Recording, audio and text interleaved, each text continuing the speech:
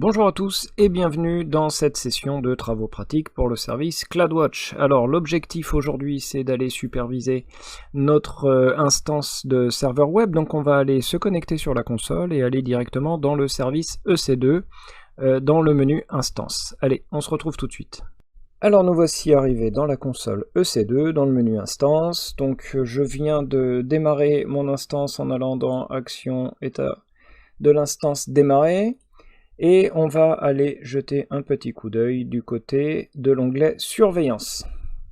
Alors ce que l'on peut observer directement dans cet onglet, que l'on peut remonter un petit peu, c'est qu'on a déjà tout un tas de métriques préconfigurées pour notre instance, et surtout que l'on peut constater qu'aucune alarme est configurée, et surtout on peut créer une alarme en cliquant directement sur ce bouton. Alors là on ne va pas le faire. Maintenant qu'on a vu les métriques, on va aller dans le service CloudWatch, que vous pouvez retrouver dans Gestion et Gouvernance en second. Une fois que l'on va être sur le service CloudWatch, on va aller dans l'onglet Tableau de bord, dans le menu Tableau de bord, et on va tout de suite se créer un tableau de bord. Alors juste avant de cliquer sur Créer un tableau de bord, on va rapidement retourner sur le service EC2 pour noter une information qui sera importante en cliquant sur notre instance en cours. On va aller voir dans les informations de description le périphérique racine, donc le point de montage c'est /dev/xvda, et en cliquant dessus on peut avoir l'ID de volume. Donc là on va voir que l'ID de volume finit par 8753 et commence par 0 ECC. Donc on peut retourner sur notre service CloudWatch, retourner sur tableau de bord, et maintenant on peut cliquer sur créer un tableau de bord et le nommer infra, puisque on va faire un tableau de bord pour notre infrastructure. Vous vous souvenez, on a le droit à 3 tableaux de bord. Alors on clique sur créer, et voici. On nous propose donc la création de widgets, donc des vignettes. On va sélectionner la plus simple, celle qui va nous faire un graphique avec des lignes. Et on va se rendre compte qu'on peut utiliser des métriques concernant les volumes EBS, concernant l'instance EC2, et même des métriques sur les notifications, les rubriques SNS. Une fois qu'on en a créé, on peut voir et surveiller le nombre de messages qui sont envoyés à travers SNS. Donc on va commencer par la métrique du volume. On va essayer de trouver le volume qui s'appelle 0 ECC qui finit par 8753. Et j'aimerais avoir le volume d'octets écrit sur celui-ci pour pouvoir le surveiller, puisque plusieurs fois j'ai eu des remontées par les équipes en disant que la machine était un peu lente, et je pense que c'est dû à un script qui écrit des données dessus. Donc on va essayer d'identifier ça, et surtout d'être averti au moment où ça se produit pour pouvoir identifier d'où ça vient. On va pouvoir en ajouter un second qui lui va être plutôt de nature à surveiller l'instance, donc une métrique par instance. On est bien sur le serveur 01 web, et ce que j'aimerais avoir, c'est une alerte en cas d'utilisation anormale du processeur, et on voit qu'ici, on a eu un pic, et là aussi on m'a averti en me disant que c'était pas normal, donc il va falloir que j'identifie pourquoi est-ce que nous avons des consommations CPU trop importantes. Donc on va cliquer sur Créer widget. Alors on ne va pas s'arrêter en si bon chemin. On va ajouter un widget toujours en ligne et le configurer. On va retourner dans l'instance pour obtenir une métrique, et on va utiliser le réseau en sortie et en entrée pour surveiller notre instance et s'assurer qu'il ne se passe pas de choses anormales. Et du coup, on se retrouve avec notre premier tableau de bord. Alors on peut l'enregistrer déjà. Maintenant qu'il est enregistré, on peut cliquer sur Action et passer en mode plein écran. On peut passer en mode jour, en mode nuit, on peut dire ça comme ça. En fait, il s'agit d'un mode sombre.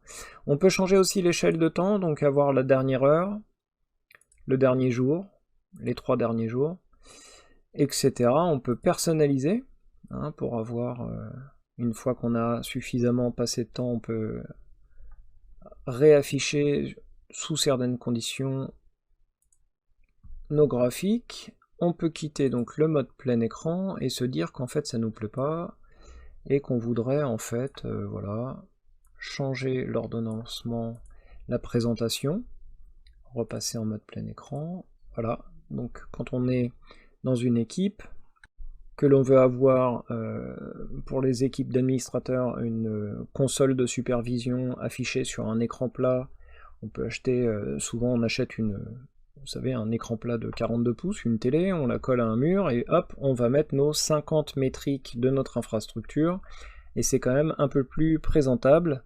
Voilà, pour le responsable de l'équipe, quand il demande si tout va bien, il jette un coup d'œil là-dessus, et surtout ça permet en un clin d'œil de voir qu'on vient de subir un problème, la perte d'une instance, ou même d'assister tout simplement à une mise à l'échelle, et de voir dans les graphiques que tout se passe bien, puisque voilà, toutes ces métriques vont évoluer, on va voir les disques durs s'affoler, les CPU monter. Donc voilà, c'est vraiment la console de supervision par excellence au niveau professionnel. Donc on va quitter le mode plein écran et maintenant on va penser à positionner des alarmes sur ces métriques. Donc on va cliquer sur alarme et sur créer une alarme. Alors créer une alarme, c'est aussi simple que d'ajouter un widget. On sélectionne une métrique. Donc sur notre métrique par volume, on était descendu chercher le volume write byte et on avait vu ici qu'il avait dépassé les 100 000, ce qui va nous aider. Donc on va voir le nom, c'est volume de données écrites. On va plutôt mettre ça dans la description et on va l'appeler avec le volume de données écrites, on va l'appeler VDE. Alors, ici, le volume write byte, on va dire qu'il doit être, pour conditionner notre alarme, supérieur ou égal à 100 000 pour une durée de 1 point de données. Un point de données, actuellement, on est sur une période de 5 minutes par point de données. Donc, cette alarme sera déclenchée lorsque la ligne bleue atteint ou dépasse la ligne rouge pour un point de données dans 5 minutes. Donc si pendant 5 minutes on dépasse la valeur que l'on a définie, on va pouvoir déclencher l'alarme. Alors qu'est-ce qui va se passer lorsqu'on est dans l'état alarme? Alors on peut décider d'envoyer une notification. Alors saisir une liste ou une nouvelle liste, on va ajouter une nouvelle liste qu'on va appeler team admin et on va rajouter l'email de l'administrateur principal. Alors ensuite on peut rajouter, si on le désire, une seconde notification vers une seconde liste de diffusion et aussi on peut activer l'autoscaling que l'on verra un petit peu plus tard. Donc ici, on va créer une alarme en cliquant sur créer une alarme. Alors à ce moment-là, vous avez besoin de confirmer les nouvelles adresses email. Alors tout simplement parce qu'on utilise le service SNS et qu'il vient de créer une rubrique et que l'on doit donc s'abonner à la rubrique. Donc vous allez dans votre email. Une fois que vous avez reçu le mail, vous allez cliquer sur la validation et ensuite vous pourrez afficher l'alarme ici directement. Et voici le genre de message que vous allez recevoir avec la possibilité de confirmer votre souscription à la rubrique SNS concernant l'alarme CloudWatch. Alors vous allez cliquer dessus, vous aurez un message de confirmation comme quoi Amazon Web Services a bien pris en compte votre inscription et on va pouvoir passer à la suite pour créer une nouvelle alarme. Alors pour la seconde alarme, même topo, créer une nouvelle alarme, sélectionner une métrique, ce coup-ci on va aller sur le C2 et dans une métrique du serveur pour choisir l'utilisation CPU du serveur 01 web. Alors ici, hop, on va sélectionner une métrique et on va lui donner un nom, on va l'appeler CPU et en dessous on va mettre serveur 01 web. On va mettre CPU web. on va dire que le seuil de déclenchement sera supérieur ou égal à 80%. Alors pourquoi un seuil, j'allais dire, aussi bas? Alors pour certains, 80% ça va paraître haut, mais pour certains ça va paraître bas. Alors moi je le considère bas parce que il est en fait normal, dans le sens où si on met un seuil trop haut, on va obtenir une alarme au moment où il sera déjà trop tard, puisqu'en fait l'objectif de l'alarme c'est quand même de pouvoir intervenir ou d'automatiser une contre-mesure. On va prendre un exemple. Le service marketing déclenche une campagne, n'a pas forcément averti le service informatique, et passe un spot publicitaire en disant connectez-vous sur notre site pour venir vous inscrire. Voilà. Alors les développeurs ont créé une super page web sur laquelle les utilisateurs vont pouvoir s'inscrire sur la campagne, par exemple, je sais pas, pour un tirage au sort ou n'importe quoi. Et du coup, on va se retrouver avec un serveur web qui n'était pas prévenu, qui est tout seul, et qui va donc s'écrouler sous la quantité d'utilisateurs. Alors, si l'autoscaling est activé, on va avoir la mise à l'échelle qui sera correctement configurée, mais du coup, pour pouvoir provisionner une instance en cas de montée en charge hyper rapide, puisque quand on a ce genre de publicité qui passe à la télé, on peut se retrouver avec peut-être 54 000 personnes d'un coup qui dans les 2 ou 3 minutes vont venir se connecter, et on va se prendre un pic de charge assez important. Donc en mettant 80%, au fur et à mesure, le serveur web va être capable d'encaisser la montée de charge, mais il va quand même monter assez rapidement. Il va prendre 1% toutes les secondes, donc il va falloir vraiment réagir. Et pour vraiment réagir vite, en activant l'autoscaling et en mettant un seuil à 80%, on va peut-être avoir 1 minute, 2 minutes, 3 minutes entre les 80% avant qu'il atteigne le 100%.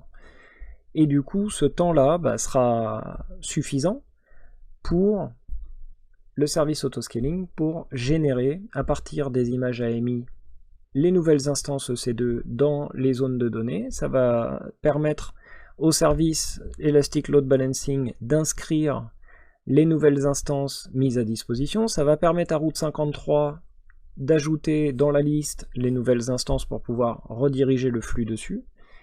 Et tout ça, ça prend quelques secondes, quelques minutes, et du coup, en mettant un seuil à 80, on s'assure qu'on aura peut-être une très très faible partie des utilisateurs qui subiront un ralentissement. Parce qu'en fait, l'objectif, c'est quand même de garder une bonne image de marque de notre entreprise, d'avoir un serveur web, un site web qui tient le coup, qui tient la charge, qui est rapide, qui est assez fluide, et du coup, les utilisateurs, en général, quand ils arrivent sur un site web et que c'est lent, il y en a une partie qui vont dire c'est lent, moi, je change, j'irai ailleurs. Et donc l'objectif, voilà, pour fidéliser les utilisateurs, les clients, c'est quand même d'avoir une vitrine fluide, hyper rapide, et c'est pour ça qu'on vient dans AWS, dans des services cloud qui justement ont les capacités de vous offrir ce type de service. Alors comme pour l'alarme précédente, on va laisser le temps de 1 minute pour un point de données, donc en gros, ce qui veut dire que si j'ai pendant 1 minute, sur 1 minute, une alarme qui dépasse le seuil de 80%, à ce moment-là, enfin pas une alarme, une valeur qui dépasse le seuil de 80% qui est imposé, enfin qui est défini ici, supérieur ou égal à 80%, pendant 1 minute, mais je pourrais très bien changer en disant je veux dépasser 3 périodes de 1 minute, c'est-à-dire que si je dépasse pendant 1 minute, pendant 3 périodes consécutives d'1 minute, à ce moment-là, je vais déclencher l'alarme. On peut regarder un petit peu, pour en savoir plus sur les alarmes, ce petit graphe qui explique que dans le cas où, à partir de la 3e période de 1 minute, je suis au-dessus du seuil, à la 4e je suis au-dessus, à la 5e je suis au-dessus, là j'ai une condition de déclenchement d'alarme. Par contre ici, à la 8e je suis en dessous du seuil, à la 9e je suis au-dessus du seuil qui est défini puisque la valeur est largement dessus. Toutefois, à la valeur suivante, bah, je me retrouve à être redescendu, bah, je n'ai qu'une condition au lieu des 3 que j'ai demandé. Donc du coup, je n'aurai pas un déclenchement d'alarme dans ce cas de figure. Quand je dis déclenchement d'alarme, c'est déclenchement d'action, hein. C'est une action invoquée, c'est ce qui sous-entend que ça peut être de l'autoscaling qui est déclenché, ça peut être une contre-mesure scriptée, ça peut être ce que vous voulez en fait, mais voilà, nous on va l'utiliser dans le cas d'une alarme CloudWatch. Moralité, il nous reste à renseigner l'email. Si vous avez déjà utilisé une liste, vous pouvez la réutiliser et créer sur alarme. Alors il est possible que vous ayez besoin de vous réinscrire, mais normalement comme vous avez déjà confirmé la souscription, qu'on est toujours dans, dans la même mailing list, il est possible que ce mail n'arrive pas. Il me semble que quand on en fait plusieurs, on ne valide la souscription que sur la première. Voilà, donc l'alarme CPU Web a bien été créée. Alors, données insuffisantes, ça veut tout simplement dire qu'on n'a pas encore passé suffisamment de période pour que CloudWatch estime si les conditions peuvent être remplies ou pas. Donc il faut juste attendre un tout petit peu. Donc ce qu'on va faire, c'est qu'on va passer à la création d'une troisième alarme.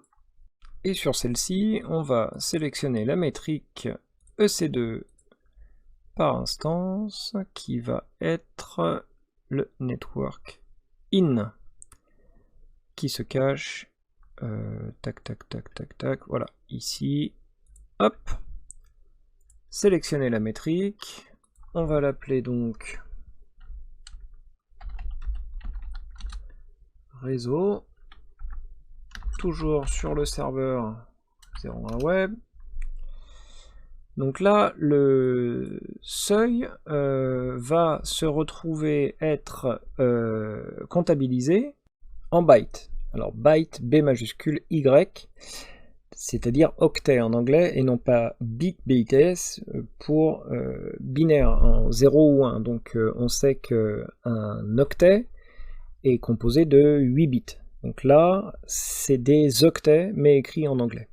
Alors pour être sûr de bien définir mon seuil à ne pas dépasser pour mon alarme, je suis retourné dans les métriques, dans le graphique des métriques, j'ai rajouté le graphique, et je me suis dit, tiens, sur la dernière heure, sur les 3 dernières heures, sur les 12 dernières heures, sur le dernier jour, les 3 derniers jours, et ainsi de suite, et du coup, vous allez pouvoir éviter d'être averti pour des mauvaises raisons, vous allez pouvoir vraiment régler le seuil, et si je regarde le seuil atteint, je suis à 86 millions d'octets, qui a été un pic, donc tout le reste est relativement plat, donc je peux me rendre compte que dès que j'arrive au-dessus de quelques kilos déjà, c'est déjà pas normal.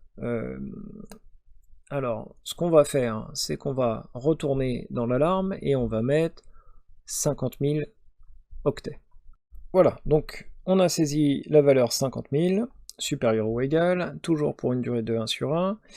Je vous laisse saisir l'email pour être averti et recevoir un email une fois que l'alarme sera déclenchée. Cliquez sur créer une alarme et comme ça nous allons disposer de 3 alarmes. Nous voici donc avec notre alarme réseau créée.